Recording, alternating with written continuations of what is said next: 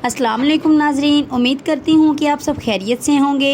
अगर मेरे चैनल पर नए हैं तो प्लीज़ मेरे चैनल डॉक्टर अनम को सब्सक्राइब कर दें और साथ लगे बेल आइकन को भी दबा दें ताकि मेरी हर आने वाली वीडियो बआसानी आप तक पहुँच सके। अब चलते हैं हम अपनी वीडियो की तरफ। आजकल के दौर में हर एक इंसान ने अपने ही मशवरे बनाए हुए हैं और लोग इनकी बातों में आ जाते हैं और इनकी बातें अपने जहन में बिठा लेते हैं। आजकल जाहिल लोगों ने इस बात को आम कर दिया है कि ज़्यादा हमबिस्तरी से इंसान कमज़ोर हो जाता है।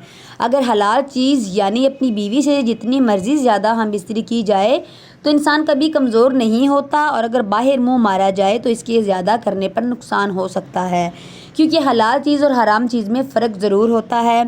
दुनिया में हर इंसान हमबिस्तरी करता है और दिली सुकून हासिल करता है।